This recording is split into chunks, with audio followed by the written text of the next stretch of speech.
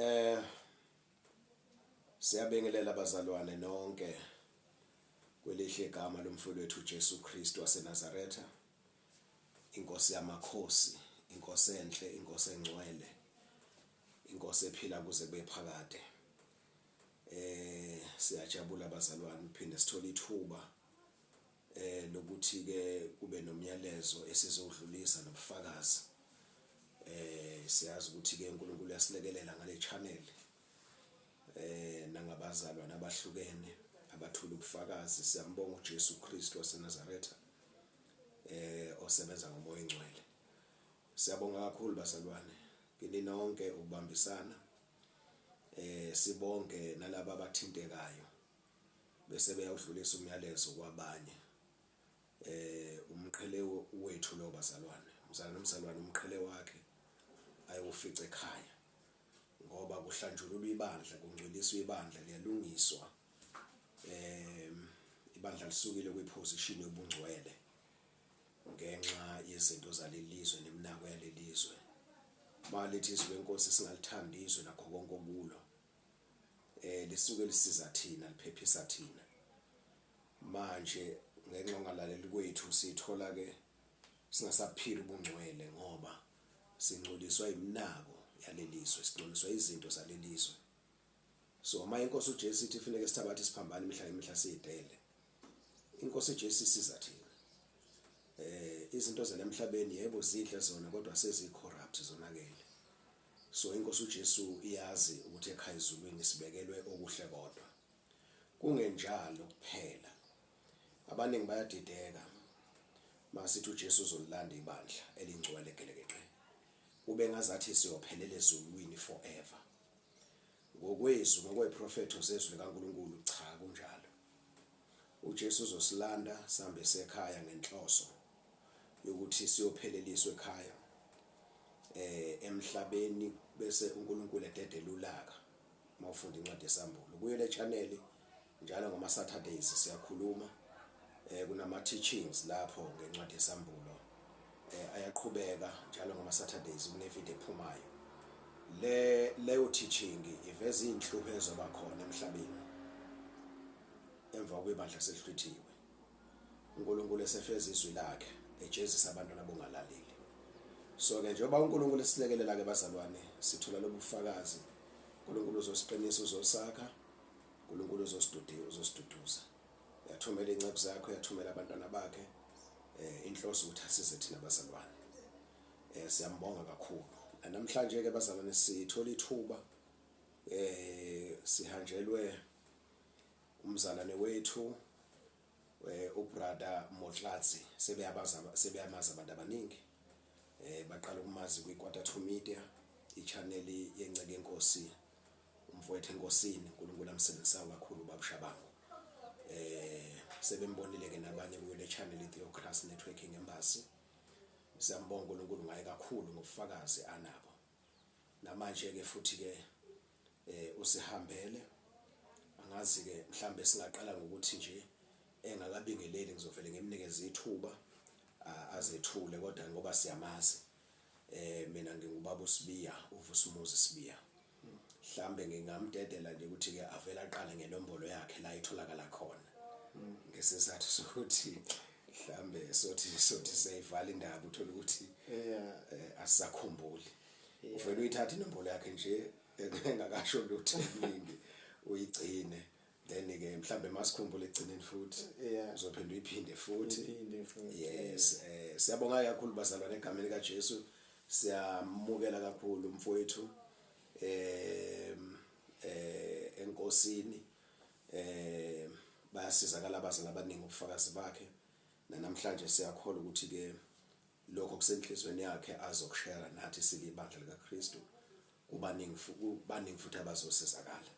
Ubufazi buyasiza abazalwane kakhulu, zinhle injumelo, zinhle amahlama teachings, but ke lithi izwi lenkosi futhi ke uSathane simnqoba ngezwi lobufakazi nangegazi lewundlu. Masikhuluma ngewundlu sikhuluma ngenkosi uJesu Kristu wavuka ophilayo. Kuloya lelo wundlu. Ngiyazi ukuthi abanye makusetshenziswa igama lewundlu omunye usala nombuzo ukuthi liyini iwundlu, ngoba phela asikhuluma isiZulu sonke, khona abangakhuluma isiZulu. makhulunywa ngewundlu khulunywa ngelembo ilembo khulunywa ngoJesu Kristu inkosi yamakhosi. Siyakubingelela ke baba egameni lika Jesu. Ngizokunikeza ithuba kubingelele abazalwane bonke kanjalo futhi ke uyichaza ukuthi ngubani nanokuthi uNkulunkulu ukuphathise namhlanje. Ngiqala nje udaba lwakho kodwa nje mawukhona umbuzo khona ngizobuza nami ngibuze lethina sonke. Okay. Amen. Ngiyabingelela bonke abazalwane bonke la ku-Diocas Network. Phinde sibingelele nobaba inceke yenkosi bakuSibiya. Amen. Ya ukuthi ngibe la naye namhlanje. Yes. Kudala ngimbukela kude. Kumabona kude. Namhlanje ngihleli nami kudala ngibuka kude ngibona babona kude.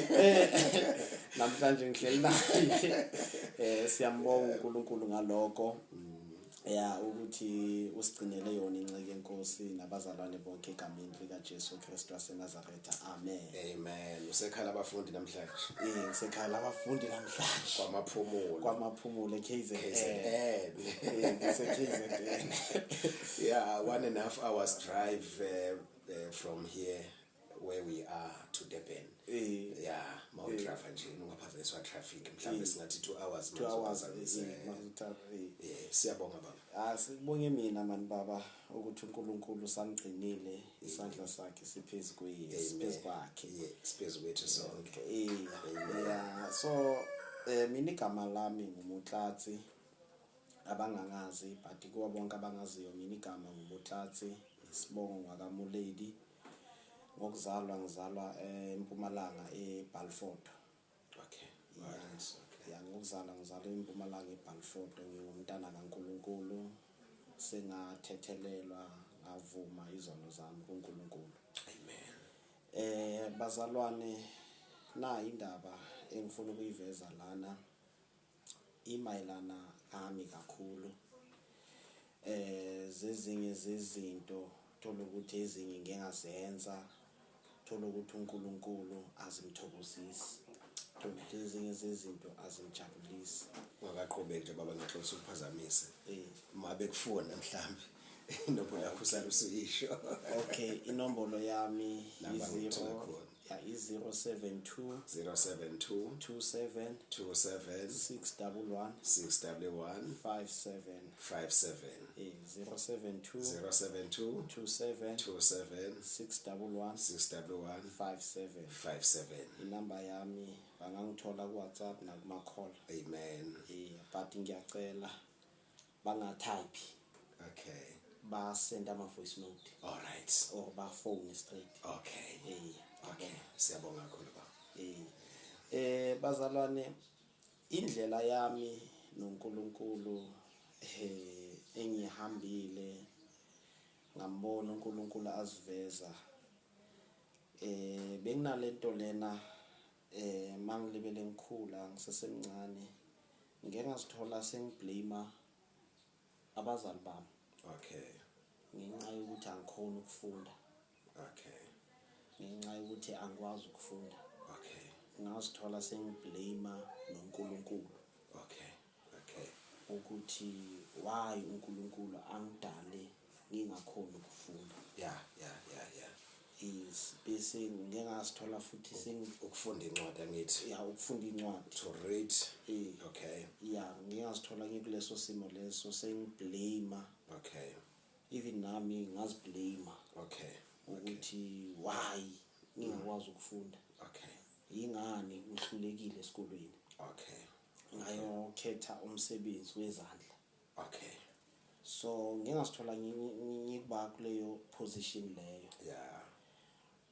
Ngingizwa abaningi babahamba baye ezikolweni bakhuluma bathi hey kumnandi ufunda mawufunda uthola umsebenzi oright.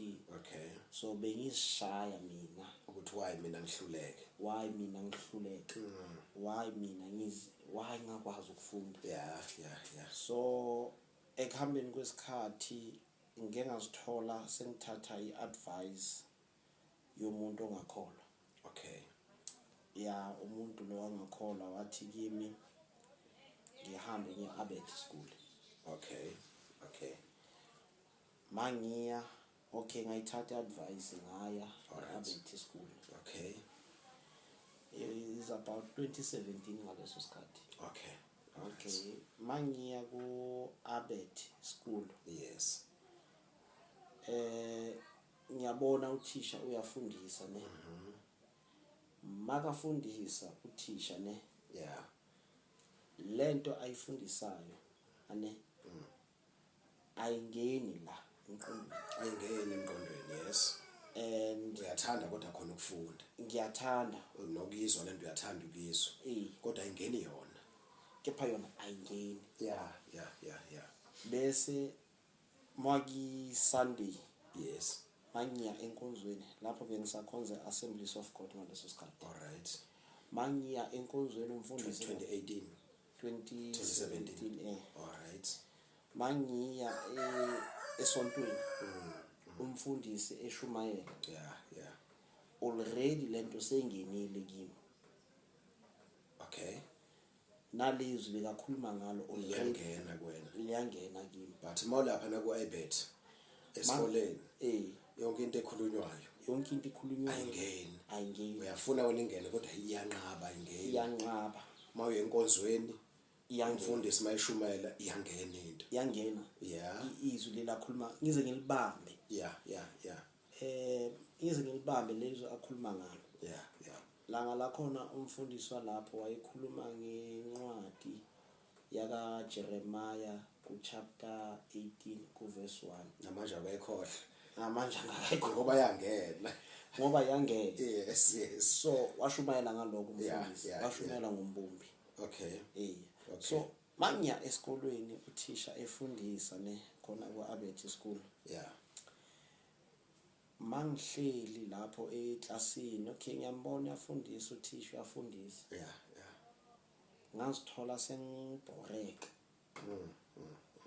Sengibhoreka elithe mangibhoreka kanjalo yacala ukungikhathaza lento leyo. Okay. Ukuthi Yeah. why mangisesikolweni. Isikole sasezweni sasemhlabeni. So kulungiselela impilo yala izweni. Yes. Mawuthi ufika khona uvela ucobeke. Ngivele ngicobeke. Ngibhoreke. Kuthiwa ayingeni lento mawuthi uyayifunda.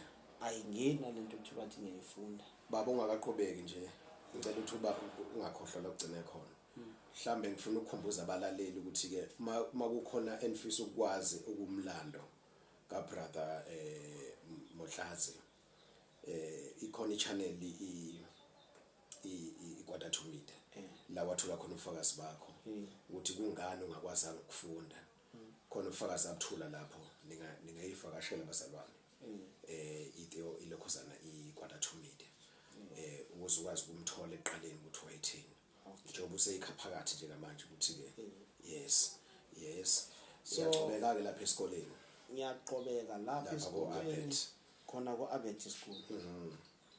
Hayi ngithi why ngakhona uconcentrate but kokunye ngiyakwazi. Okay.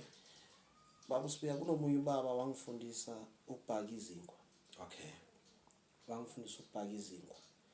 Anithi umuntu makakufundisa ukubhaka ane kunama recipe walandelayo. Okay. Uyabhala. Okay. Makabhala lawo ma recipe lawo ne. Uthi this isinkwa. Okay. I-premix ufaka 400. Okay. Ungitshela ngomlomo. Okay. Uyangitshela lebelo ngifundele. Yes. Ukuthi i-premix ufaka 400.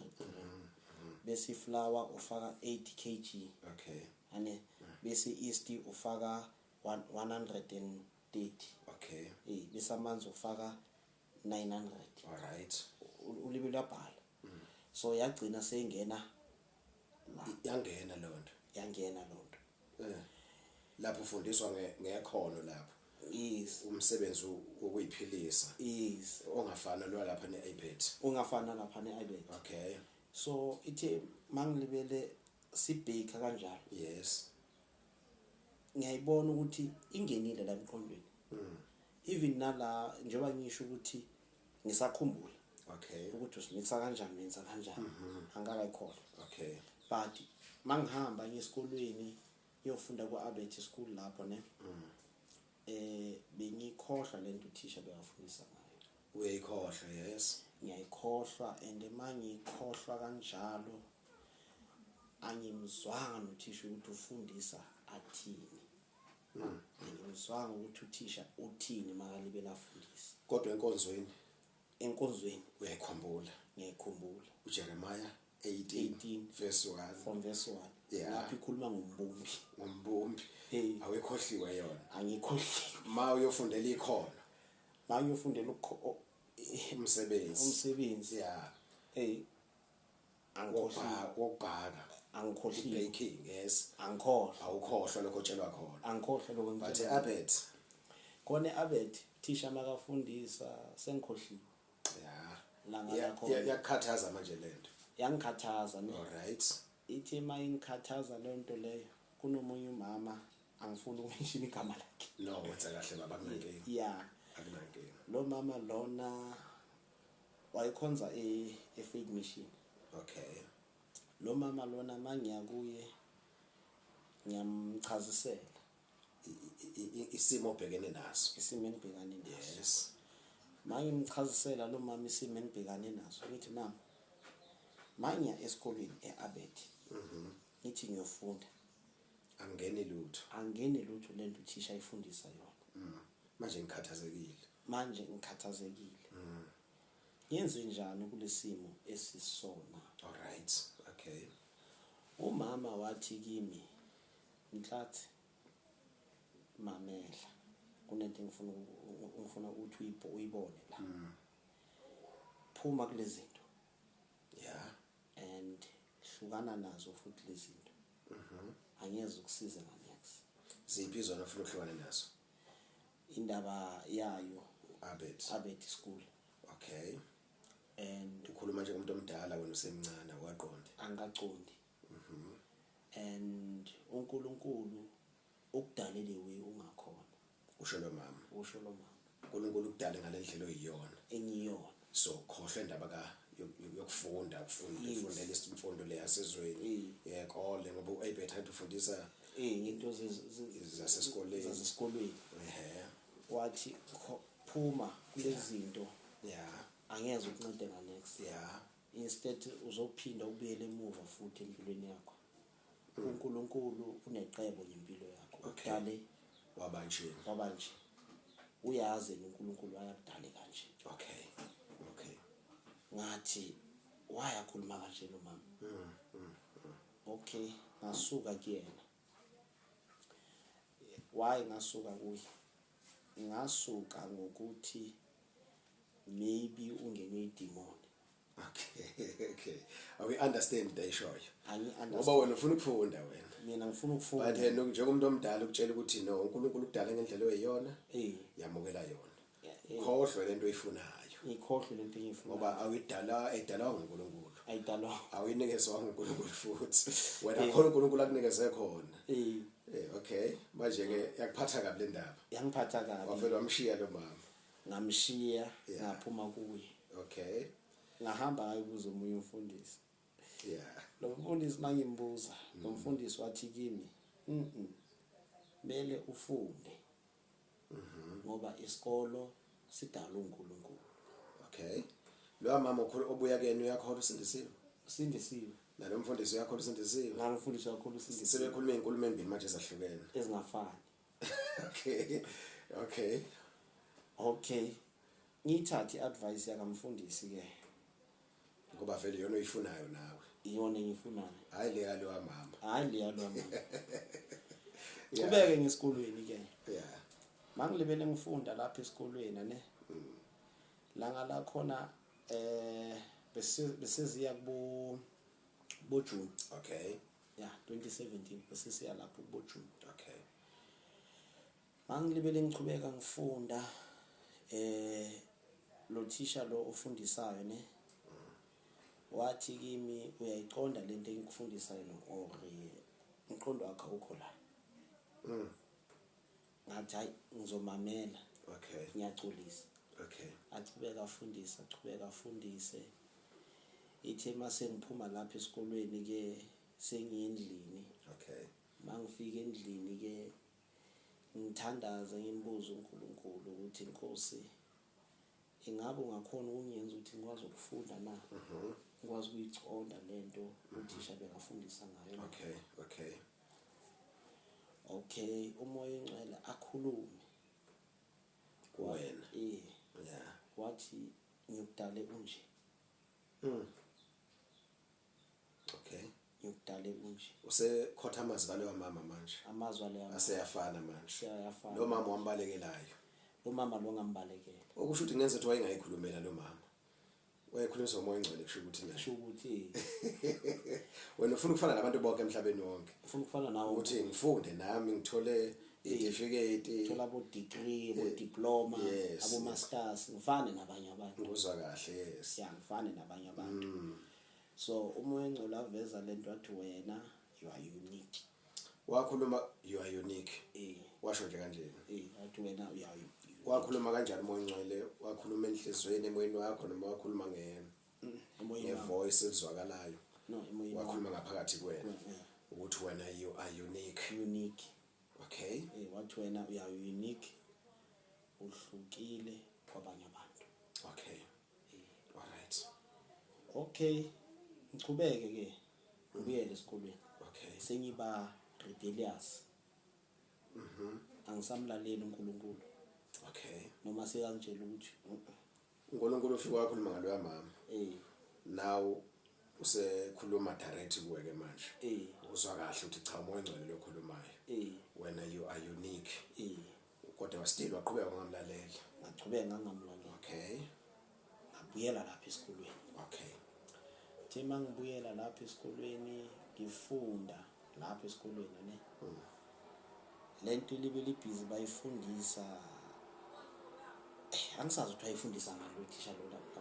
Go Abed. Yeah, khona lapha Abed. Yeah. Wayifundisa ngeMaths. Okay. Yeah, wathi ziningi izinto azikhuluma ngalolu langa lelo. Okay. But angeni lutho. Akungeni and noma ngithi ngiyazama kuyaleka. Okay. Okay. Thema ngiphikelela ngiya ke ngazithola ke sengidineka. All right. Uba sesikoleni manje. Yeah, ngazithola sengidineka manje sengidinwa yini? Sengidinwa ilento lena ukuthi ngimosha isikhathi sesiningi lana. Angisazi manje ukuthi yipi into ewrong, yipi into right manje. Angisazi ukuthi yipi.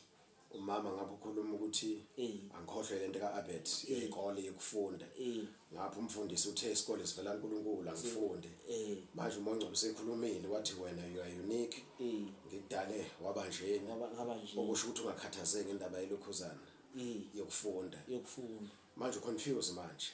Akekho umuntu okusizayo manje ukuthi kahle hle isiphi isinqumo ofuneka usithathe. Akekho umuntu ongisizayo. Yes. Ithe mangekho umuntu ongisizayo ke ne. Ngasiyeka leso sikolo. Okay. Mangisiyeka leso sikolo ke ngahlala ke ngadibana nalo mfundisi loyo. Thema sidibana nalo mfundisi loyo ne.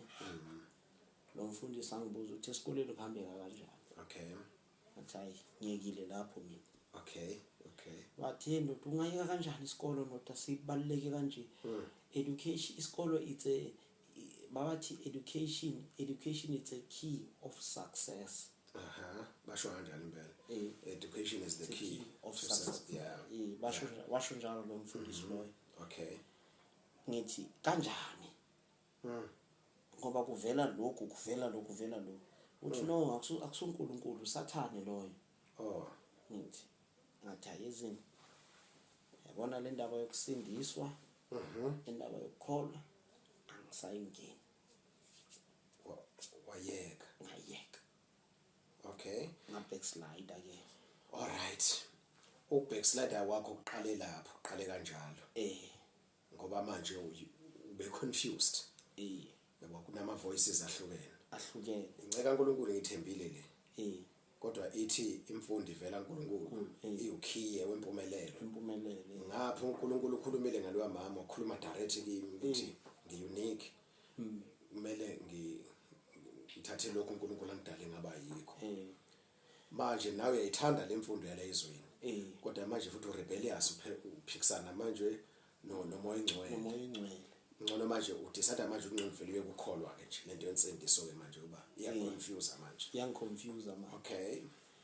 okay Ngahlala ke ngagcina ngo-August I think boyi 2 2017 okay 2 August 2017 ngagcina lapho eAbet.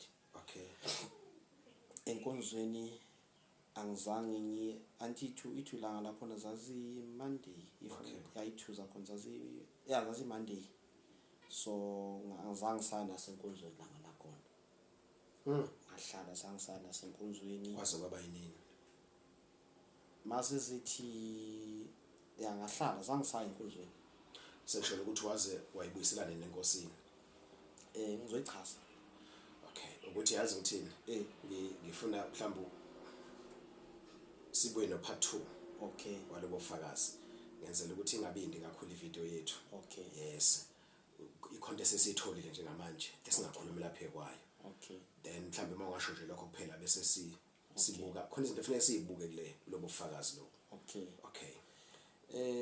enkosini ngasibuyisela nini ke ne enkosini ngizibuyisele ngo 2024 last year njengoba 2025 manje yabonga kakhulu ke baba kusho ukuthi kusola ngo 2020 17 August 18 19 20 21 22 23 24 kusho ukuthi kwacishe kwaphela u7 years ogcwele uhlukene nenkosi indaba isukaphi isuka lapha esikoleni ngapho uNkulunkulu uthi ngikudalewa nje ngaba nje and unique musukhathazeka indaba yokufunda kusho ukuthi unalo uNkulunkulu uhlelo lokuthi uzophila kanjani and uma ngabe uyofundela ukubhaka into ofundiswa khona yona uyayibamba ngibambile athi lapha ngibambile so langa la khona ke ne ithi mangiyeka esikolweni ngingasayi nasenkonzweni yes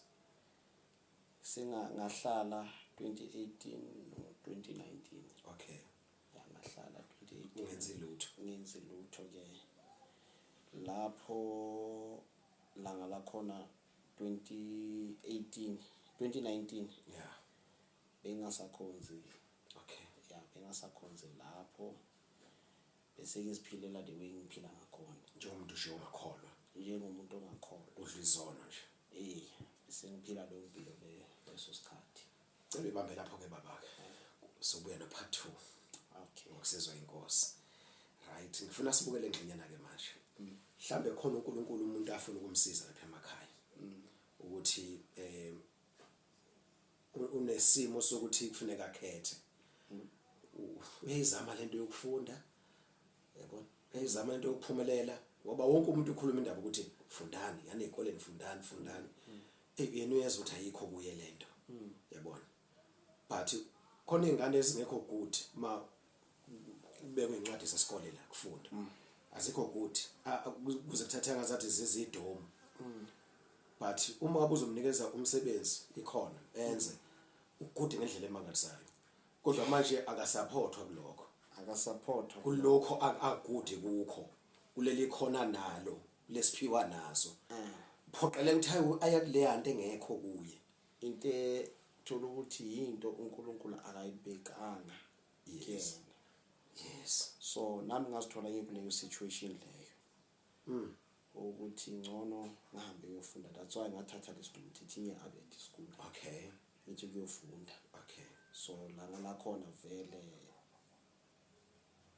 ngabona nje ngasizakalanga next eAbet school kusho ukuthi akusona into uNkulunkulu ayikunikeze yona akuyona into uNkulunkulu ayibeke kimi akuyona into wayengidalile ukuthi ngizoba leyo kufunda manje umfundisi ngaphena uthini yena uthi ngihambe ngiyofunda and uyena okudiscourage kakhulu wagcina usuyeka nokukholwa ngoba kwaqhamuka nento ethi lento ukufunda lokhu kwasezweni kwasemhlabeni wathena kuvela uNkulunkulu kodwa wena uyafila ukuthi uNkulunkulu mayikhuluma nawe akusiyona into uNkulunkulu angibekele yona so manje waconfuseka wazwa ukukholwa ngadideka lapho lithe mangidideka lapho ke ne ngagcina sengenza izinto ezironke.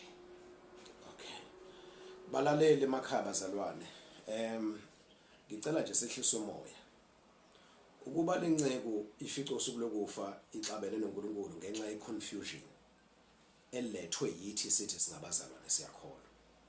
Singabazalwane kodwa simtshela okaNkulunkulu, abanye bethu bamtshela kwezwe. Wadecide ukuthi ayeke ukukholwa. Ukufica usuku lokufa lomuntu ngabe usesihogweni. Now, kufanele sithathe serious lento bazalwane. Le channel iTheocracy Networking Embassy izama ukuthi izombula izinto enjalo. I-channel le ekhuluma nekhuthaza kuphela ngezwi likaBaba uNkulunkulu osezulwini. Inkosi uJesu yathi mayisifundisa athi anokhuleka nithi Baba wethu osezulwini. Umdali wamazulu nomhlaba. Wadala ulwandle nakho konke okusolwandle kulo. Sikhuthaza ukufunda izwi lakhe, sikholwe nguye, sithembe yena yedwa. Ziningi ingane elimele. Mina njengoba usibiya ngiyazama ukuxoxa kulabe ngithola ithuthi ngixoxe nabo. Balimele abantu. Kunezimo nami engidlule kuzona. Ngasizwa umoya engcwele ukuthi angiphephise kuzona. Ngoba isystem yalelizwe iprogram abantu ukuthi bacabange ngendlela efanayo bonke. Okuthola ukuthi ke uNkulunkulu akekho kulolu hlelo olwabantu nje. Ucima discourage ngempela. Uyibona ungelutho empilweni, uyibona ungaphumeleli ngoba into emiswe ngabantu estandardini sabantu ikwehlula. Mayithama Roma chapter 12 from verse 1 and 2 neguqula isimo senu ngokwenziwa ibentshe ingqondo yenu. Uthola ukuthi ingqondo yakhe ayiguqulukile noma ususindisiwe ukuthi uJesu angangisiza uJesu Kristu. Izwi kaNkulunkulu ngangisiza. Wazi ukuthi kufanele ngisize ukuthi ngifunde ngesikoleni. Kodwa manje akuhlangani. Baningi abantu sebefundileke baphasa kahle abawuthola umsebenzi. Baningi bayasebenza ukuthula abanakho. Izinto ayihlangani ukuthula nje akukho. Ziningi izinto ezihamba nokuthi usufundile. So bangakanani abantu abalahlekelwa ukukholwa. Bangakanani abantu abagcina sebethi ngiyaphuma manje nasekukholweni ngiyeke uNkulunkulu ngiyeka lento yensindiso njengoba ubrother esho nje ubrother Motlatsi. Bangakanani abangalitholanga ithuthi ba uNkulunkulu siyambonga ukuthi usenzele umusa wamgcina wazi wayibuyisela enkosini. But ibhlungu indaba ukuthi ukulimala kwakhe enkosini kufaka nabazalwane, more especially obizwa ukuthiwa umfundisi umholi. Okufuneka ngabe ummele uNkulunkulu ophilayo. Ummele uJesu Kristu inkosi yamakhosi yavuka ephilayo. Ummele umoya ongcwele, ummele izwi kaNkulunkulu kuphela. Instead uthi amkhuthaze ngokukholwa. No, umkhuthaza ngento yezwe ekhulunywa ama-politicians, hulumeni onakele o-corrupt, ikhulunywa ama-satanist, ikhulunywa ama-devil worshippers, ikhulunywa ama-atheist, abantu abathi uNkulunkulu akekho. Into ekhulunywa abantu bamadlozi, ikhulunywa zinyanga, abathakathi, abathandazi, abapolifiti, ababulali. Bonke bakhuluma lo language ukuthi education is the key to success. So umfundisi ofuna be ummeli uNkulunkulu ophilayo naye ukhuluma lokho.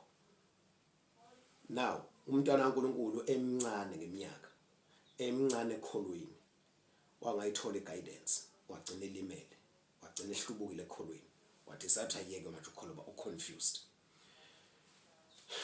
uNkulunkulu akasithethelele bazalwane. Sicela inkosi sithethelele. Siwenzile lawo maphutha sonke. Lo mfundisi owenza lokho asimlahle ngecala. Kodwa sizama ukuveza nje ubuhlungu ama mistake esiwenzayo singaboni ukuthi senza ama mistake. Ngoba phela mase sisindisiwe thina sehlukaniselwa uNkulunkulu. Uma singabafundisi, singabaholi, simela sirepresent uNkulunkulu emhlabeni. Sinombuso wethu wasezulwini. Sisembusweni kaNkulunkulu, sibuhulumeni sigovernment wasezulwini. La kufuneke khona sibe nendlela esifundisana ngayo. Uma ulalela inceke inkosi la uNkulunkulu uthi kuyona unique. Two, uma be yenza umsebenzi wezandla ifunda ngamakhono kuyafundeka. Now khona izinto esingayidingi efundiswayo ekoleni zalelizwe. Khona into okufuneka sigayidane kuyo ukuthi uNkulunkulu ubekeni kimi ubekeni kuwe. Sikwazi ukuthi sibuke lapho silekelana lapho and ngendlela asho ngayo just imagine amagama uyawasho njengamanje ukuthi uma ubheka uzomixa uflower imeasurement ingaka uyakusho ukushilo nami kodwa ngibambanga ngenxa ukuthi okwakhe ukubambile watshelwa ukubamba namanje akakhohliwe ilento uNkulunkulu amnikeze yona azokwazi ukuyiphilisa ngayo iskill. So ke bafowethu siyacela siphenduke siwenzile amaphutha nami ngiyayifaka phakathi siwenzile amaphutha sa advise abantu ngendlela yezwe manje uNkulunkulu uhlambulula ibandla yalingcwelisa ulungiselela ukuthi uJesu alificele ingcwele uze mayelithatha lihamba lezulwini asizukuhlala inguna phakathi ezulwini sizohlala isikhathi esithile ngikhulumile kuyo le channel lena Theocracy Networking Embassy ngizamela ukuchaza lapho abaye babiza ukuthi eschatology ukuthi kuzowenzakalani Jesu masehlwithile ibandla sisazobuya sizobusa njengalokho uNkulunkulu ayikumisile umhlaba ungakasekeli ukuthi thina sizindlalifa zakhe sizindlalifa zezulu kumele sibuse umhlaba singababusi thina usathane ontshontsha ke lo mbuso lo kufanele sibuswe kuwo thina wasemhlabeni wawucorrupt awungcolisa ingakho inkosi uJesu ifikile ukuzosihlambulula ngegazi layo bese sifundisa imfundiso kaBaba sezulwini sikwazi ukuthi siphile ubungcwele. So okwamanje sishumela umbuso kaNkulunkulu kubuyiswa abantu baya reconcile babuyiselwa kuNkulunkulu siya restoreshwa njengebandla siya alignwa siyaqondiswa ngokwezwi likaNkulunkulu eliphilileyo ngokwentando kaNkulunkulu ngomthetho kaNkulunkulu engcwele. Umsebenzi esibhizi ngawo nje manje ilowo then uNkulunkulu bese edila namaphikankani bonke abantu abarebellious emthethweni yakhe emyalweni yakhe mase lisusiwe ibandla God will punish every work, every act, every deed yenziwe emhlabeni, every teaching. Then bese uclean umhlaba. Then bese siyabuya kunoJesu kwi-second coming. Literally uJesu uzonyathela kulomhlaba sizobusa. And ngokwezwi kaNkulunkulu siyobusa kuze bephakade la emhlabeni. So ke ngicela ungangenike lapho angekho leyo teaching. Kodwa nje sibuka ubufakazi bamfowethu buya ngithinta kakhulu bazalwane.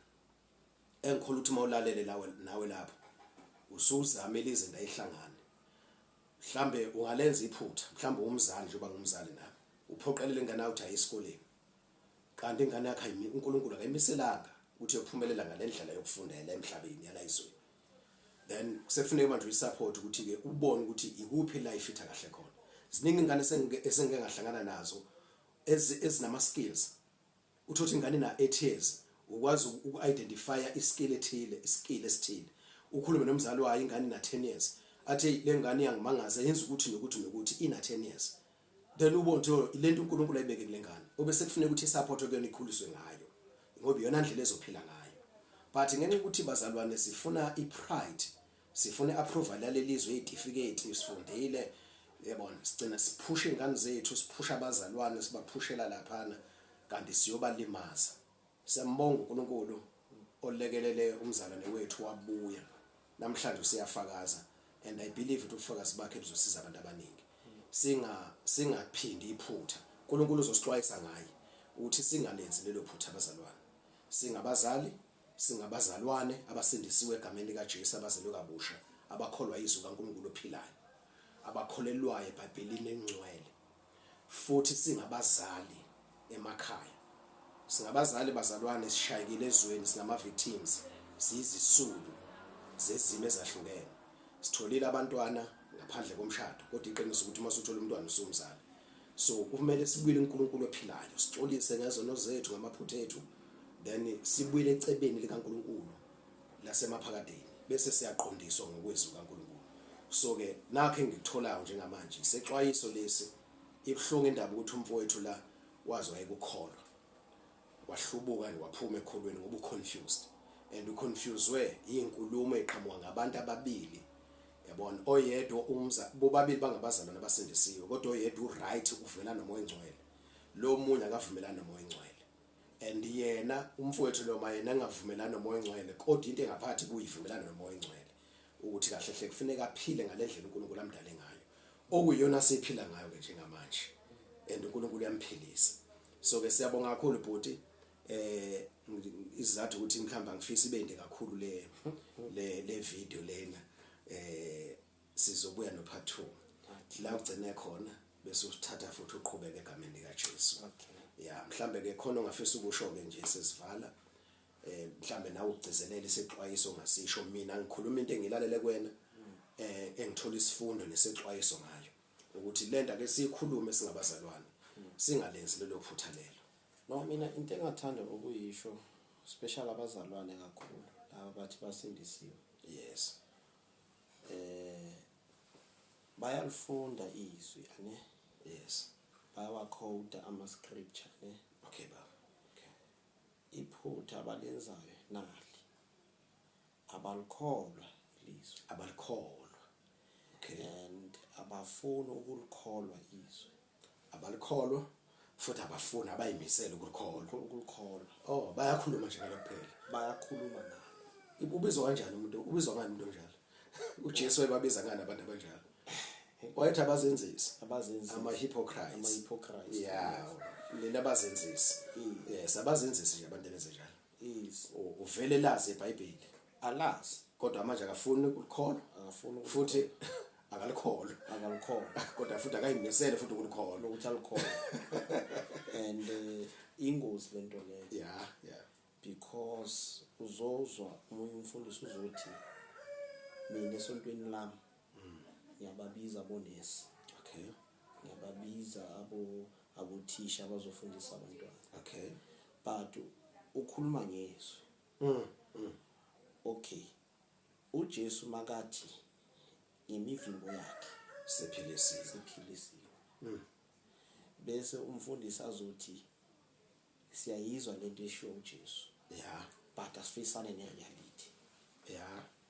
And that's why yagcina seyibanga a confusion Kubazalwane. kubazalwane, because abasazi ukuthi bakholwe yizwi Noma bakholwe. lento eshiwo umfundisi. So isixwayiso leso ukuthi abakholelwe ezwini, Ngiyabonga kakhulu Ncake Nkosi. abakholelwe ezwini, and uma sikholelwa ezwini kulapho simbona khona uNkulunkulu, La sibona khona amandla kaNkulunkulu. la sibona khona amandla kaNkulunkulu, because ibhlungu kakhulu. Because of why ibhlungu? Ngoba thola ukuthi anukabona mawuqala kusindiswa nithi uba na Nogqozi. yes, Nentshisekelo izili. Yes. yes, Ube namandla wazwayo. khona amandla wazwayo. Yes. Bese kuchamuka umuntu odala asindisiwe bese azothi kuwe ndoda, hamba yenza lokhu, hamba uphuza amaphilisi, or hamba esikolweni, asifeyisane nereality. Yosho njalo ukuthi asifeyisane nereality. But uthola ukuthi wena sowubone amandla kaNkulunkulu, bese yena afuna ukwadropa down. Okay.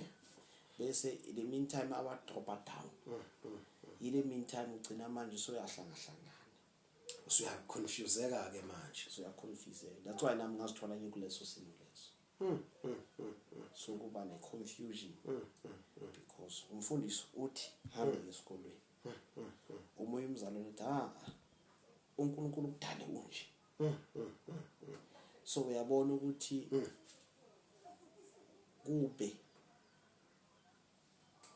kube ngamlalela loya mama, or kube ngamlalela umoya engcwele, Yeah. ngabe angizange ngazithola ngaba kuleso simo So backslide. so backslide. Nawe iphutha unalo eyisola nawe. Kodwa wawusemncane ekholweni. Ngangisemncane ekukholweni ngaleso sikhathi, so kube ngamlalela loya mzalwane, ngaba ngizange ngazithola sengi-backslide, ngaba ngizange ngazithola sengenza izinto eziphuma eceleni ezingathokozisi uNkulunkulu, ngenxa yokuthi manje uyahlangahlangana. Okay. Awukhona ukuzwa ngapha, okay, uzwa ngapha bese uzwe nalapha, thola ukuthi siyaphikisana. Baba masingayihlaziya le ndaba. Yini inkinga la kusho ukuthi? Kusho ukuthi singabazalwane siphethe izinto embili. Siphethe okombuso kaNkulunkulu, siphethe nokwezwe. Manje abantu badidekile abantu. Eqinisweni izoletha i-confusion. Uzolishumayela izwe ne?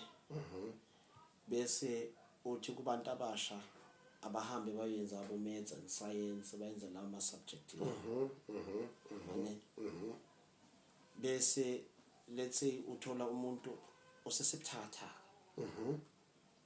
osesenalento leyo ukuthi kahle kahle iyiphi into yaNkulunkulu iphi into kaNkulunkulu lana uyabona yeah iyiphi into kaNkulunkulu lana bese umunye agcina sekaphelelwa isineke sokuthina thi usuka yikho le yonke lento le because of why because thola ukuthi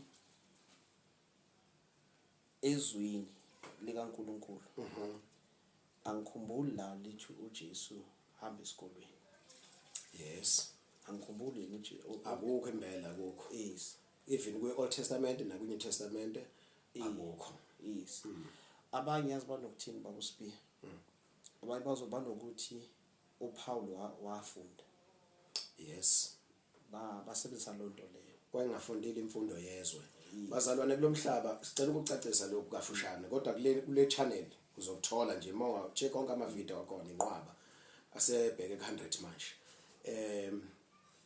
sicela ukucacisa lokhu ukuthi kulelizwe ama education system awu2 khona i-kingdom of darkness kune education yakhona khona i-kingdom of God kingdom of light kingdom of our Lord Jesus Christ kune education yakhona and umbuso kaNkulunkulu umbuso independent oyimele ayikho department engekho kuwo mawuhlolizwe kaNkulunkulu ngikwenzile lokho ngidadisha ilizwi just an ordinary bible nalidadisha ngisizwa moya engcwele ayikho department engekho mokhuluma ngedepartment of health embusweni kaNkulunkulu ingakho lithi iBhayibheli niyobeka izandla kwabagulayo ngegama lenkosi uJesu Kristu baphile idepartment yaleyo yakwa health then umayithi inkosi uJesu Matthew 28 from verse 18 to 20 nibafundise ugcina konke nginiyale ngakho idepartment yaphi leyo yakwa education yabona ngicela nje ukhotha lawo mabili kuphela now indlela yokuhandlisha ama finances embusweni kaNkulunkulu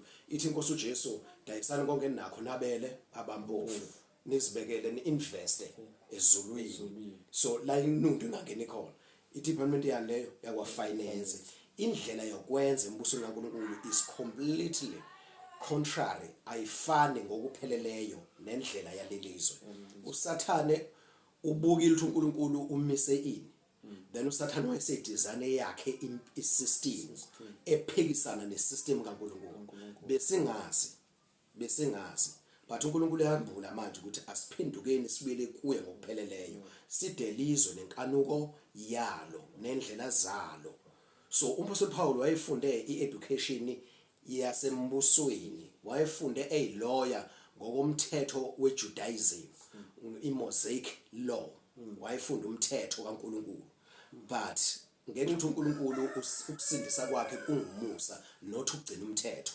so kwabiza ukuthi uMpostoli Paul asindiswe wayelwisana nabantu abasebehamba ngendlela kaJesu Kristu okuyiyona eqiqiniso ngoba laba babefundela umthetho kwaIsrael umthetho oletho uNkulunkulu bewazi kodwa babe ngawuphili ingakho nje sebabeza ukuthi abaFarisi ama hypocrites abazenzisi balikhotha izwi kamnandi kodwa baliphili and futhi abayimisela ukuliphila lokade kusho baba so ingakho inkosi uJesu ithi ke kubafundi bayo anokuthatha abakushoyo ngoba mayibalala inkosi uJesu bakodwa lonizwe kodwa mase bephila sebenza practically abakwenzi lokho okushiwo izwi futhi abayimisela uphenduka uzo ubona ngathi abayimisela uphenduka ngoba baze bamkhaphela uJesu kumaRoma bambulala so uMpostoli Paul wayefunda imfundo yapi yasembusweni kaNkulunkulu kodwa nakhona engaqondi ngoba wayengafundi ngombulelo moya engcwele wayesefunda ngendlela yabantu esinamasiko esiyubusiko tradition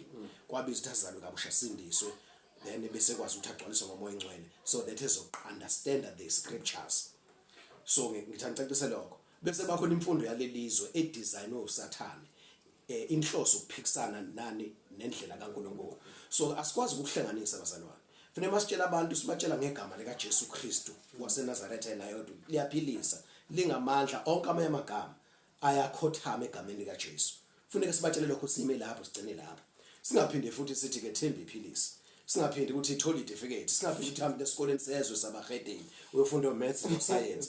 And lezi incwadi ebhaliwe ze science nezo maths zibhalwe abaningi baba ama-atheist. I-atheist abantu abathi uNkulunkulu akekho. That is why beqhamuka nokuhlonipha kwabo. And mawufunda u1 Corinthians chapter 1 from verse 18 wehla uthi uNkulunkulu uzokushayisa ukuhlakanipha kwabahlakaniphileyo. Ibaba laba abahlakaniphileyo, wisdom of this world okutholakala lapha ekoleni.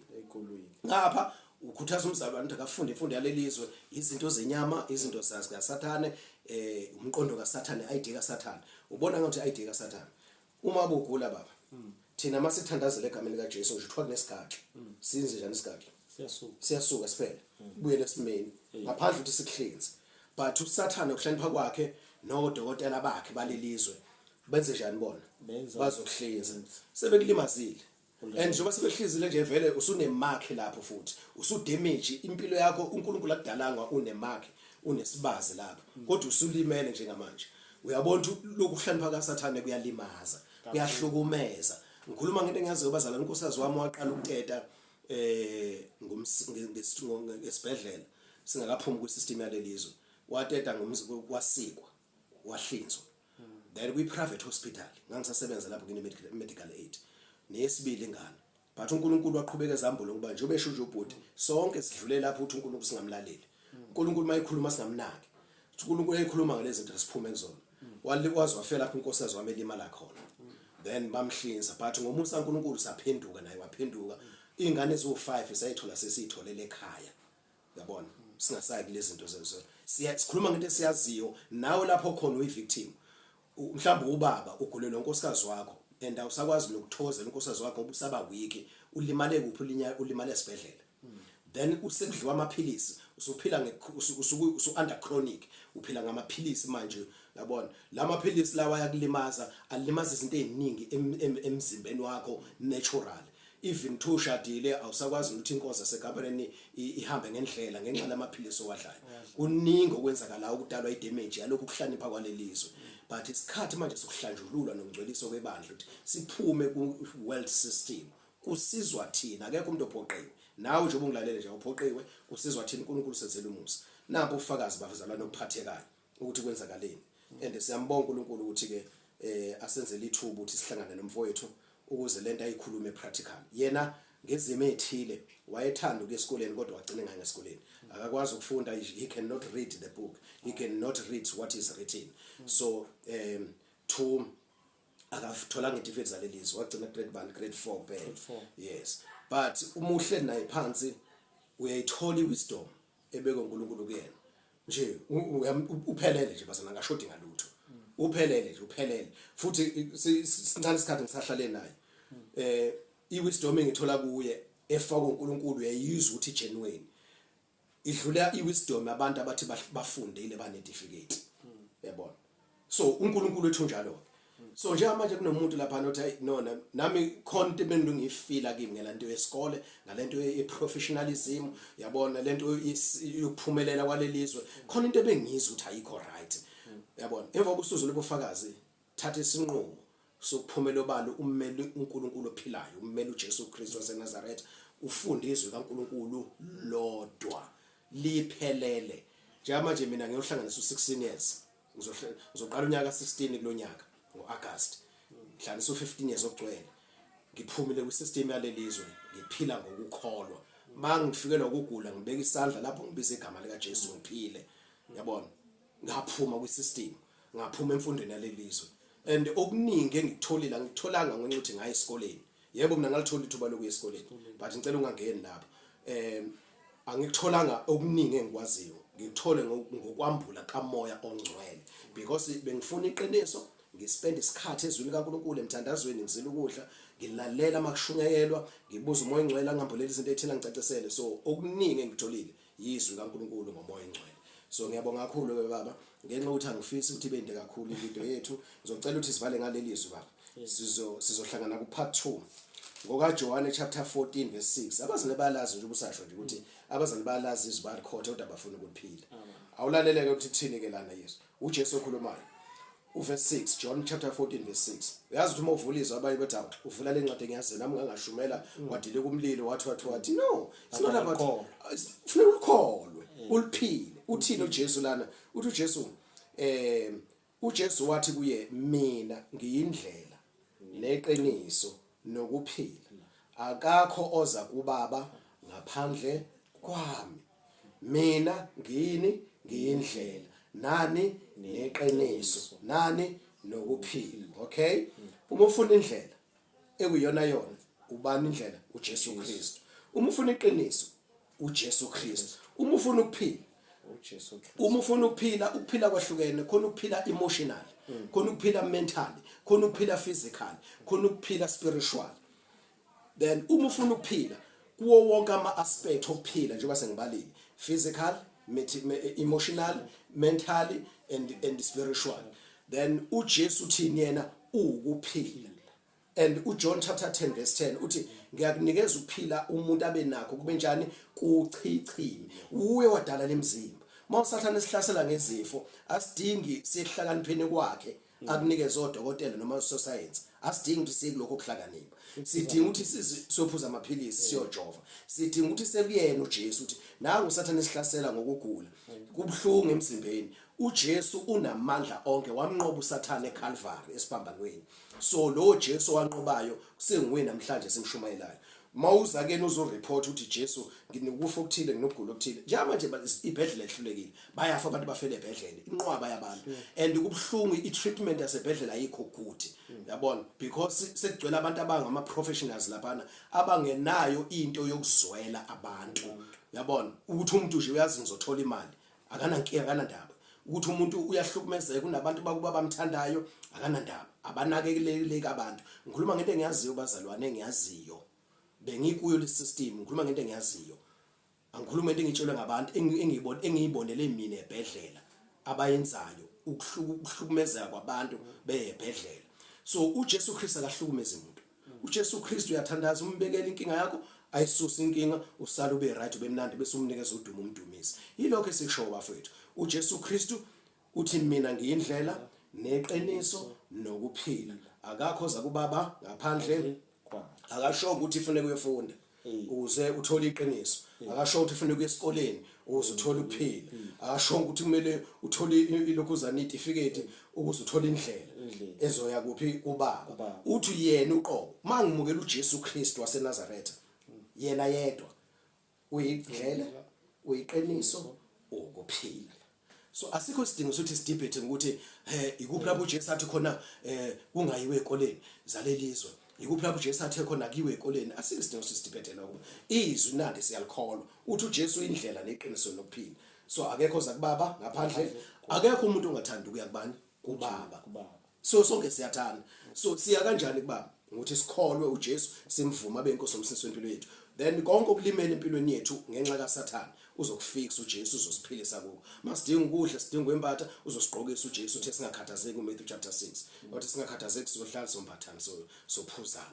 So yilokho ke bazalwane, siyabonga kakhulu nceke enkosi. Mhlawumbe ungayiphinde inombolo yakho nakho siyakhumbula.